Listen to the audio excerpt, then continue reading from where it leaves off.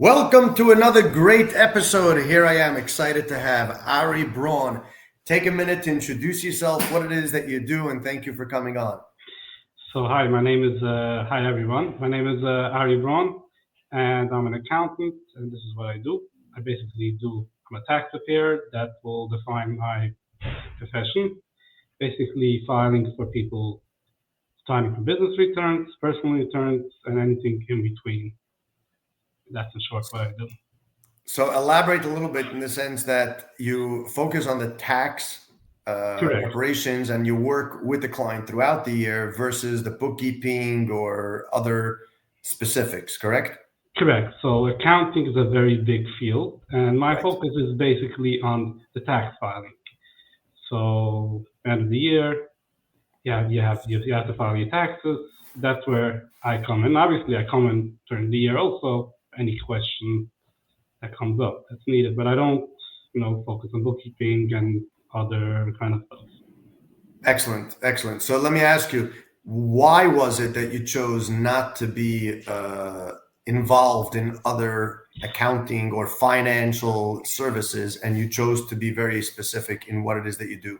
So it's not that I did not choose. My background is in bookkeeping and in accounting, and it's in both. But Okay. I can't do both. It's not just possible not to do both. So I basically now focus only on tax, and the bookkeeping I leave for other people. Very nice. And how many years have you been doing this, and versus how many years did you work for others, or did you ever work for others? So I worked as a few years as a bookkeeper. Then I worked for others as an accountant. Then I went on my own doing accounting, as you said, tax preparing. Is there a specific type of industry or size of a company that you prefer working with? Is it someone that's over $1 million, under $1 million, or specific to construction versus healthcare? No, so I try to focus on business returns, and I focus on all kind of industries. It's not that I am specifically in one industry, but I would say it's like more on mid-sized firms, from 1 employee to 5, 6 employees, anything in that range. Okay. So coming out of the yeshiva, growing up, in the Chassidish circles, as we call it, why bookkeeping? Why accounting? What was it about? So it's nothing. It's plain siyat d'shmaya, because when I went out of Koilel, I learned a few years in Koilel. When I went out of Koilel looking for a job, my first job was working in a warehouse. But then I realized that won't bring me much money, at least for me. So I went looking for something else. I started to take a QuickBooks course. That was probably the first thing I did in that field. I liked it.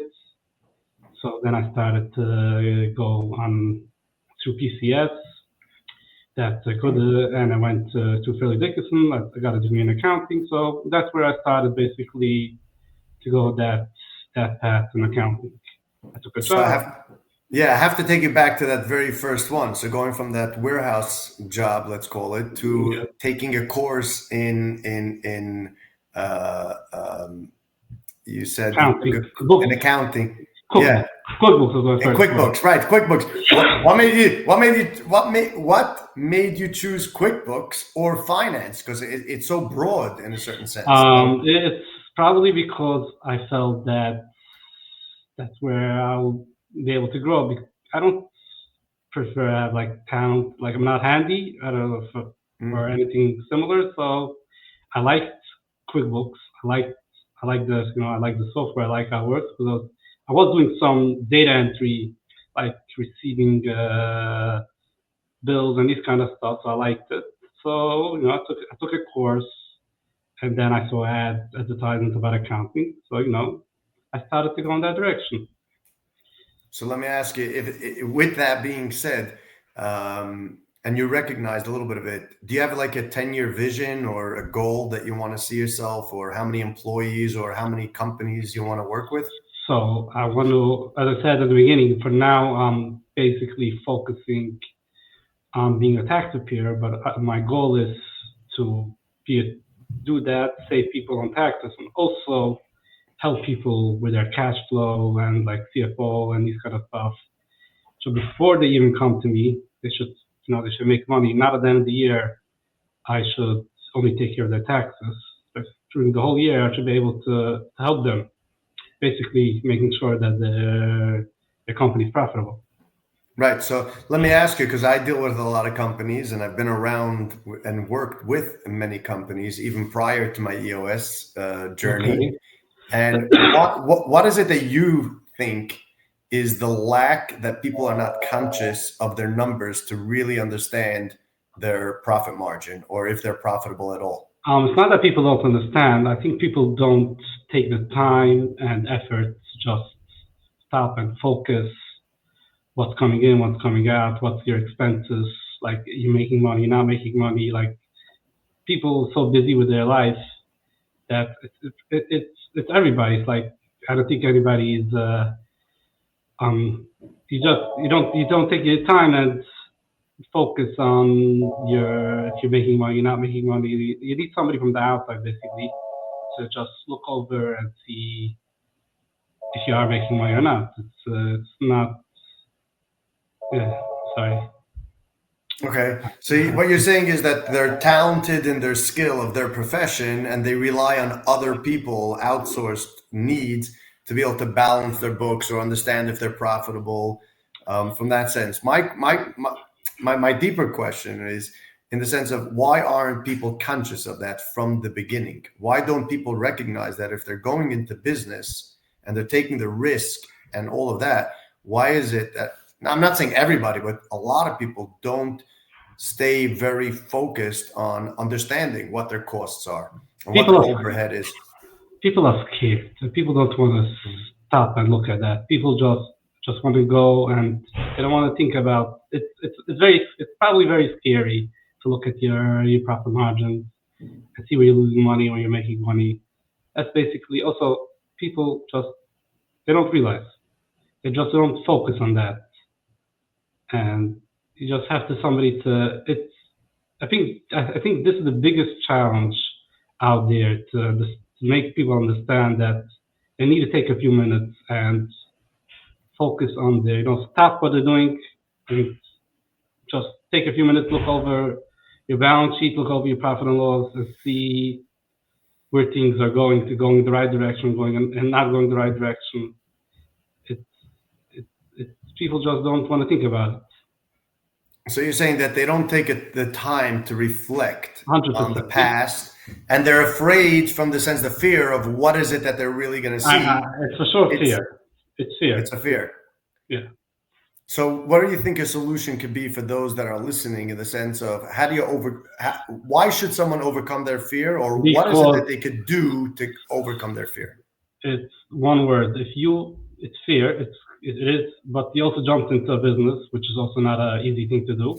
And Right. you take the few minutes, and even though you might see that you're losing money, let's say we hope not, but even though you do see, but if you stop and see that you're losing money, and you know where it is, you will start making money. No question about it. Right. You'll do things differently. Once you know where the leak is, it's much Then easier to fix that leak and versus you're gonna not fix it. knowing. And just Right. going on, and the leak is going to get bigger, obviously. Yeah. It's not. So yeah, because I'm always amazed with finance, the whole finance, with budgeting, with reporting, with the P&L, with the profit margin, with cash flow.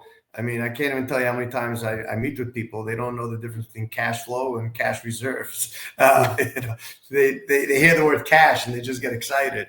So you So make tell a me, cat. Sorry. yeah. No, No, no, I'm saying no, from your experience, like the importance of people understanding the fundamentals of the finance, of the difference between forecasting and budgeting and reporting. right. There's such a huge difference over there. What can we share with the audience that they should get excited to take the time to learn that? As I said, if you do take the time, and you'll sleep much better at night if you know where you're standing. Even though you're not making money, even though you'll see that you're losing money every month, but if you know you have clarity in your books, you have clarity where the loss is, where you would sleep much better at night because you know where you're holding. I think that's the secret that you just gave away, actually, because what I call it is that there's confusion in the company and you could run and run and run. But as soon as Right. you get clarity, you're able to get focused and understand where and what and when you need to take action to overcome that. And like you said, Right. it's very, very, very, high fear factor of learning what it is. But once you take that leap and you learn what it is, it's a lot simpler to be able to overcome that challenge, and at the right time, everyone on their own pace, to be able to navigate through that. Are there any books around finance that you would recommend for small business owners, or any books around I basic mean, QuickBooks or so I never read books, and I only like took courses or watched YouTube videos. So I'm not really a book a book reader. guy? Yeah. Okay, good. So for those that are watching this, take a quick course, take a long course, or a quick course, doesn't matter what it is. Watch tutorials out there. You can learn a lot from that. I embrace that a lot, because myself, I'm dyslexic, so I don't read books. I listen to books. For 37 years of my life, I've never listened or read a book. Today, a few years later, I'm past 90 books Oh, and thousands of hours of podcasts of listening to others, how they overcome their challenges, and learning from others what's so helpful. So with that, I appreciate you coming on and sharing your thank you. tips, your wisdom. Welcome. For all of those that have enjoyed this podcast, please take a minute to like it, comment, share it. For all of Mr. Braun's services, please reach out to him right here on LinkedIn. Ari, thank you so much for coming on. You're welcome. Thank you.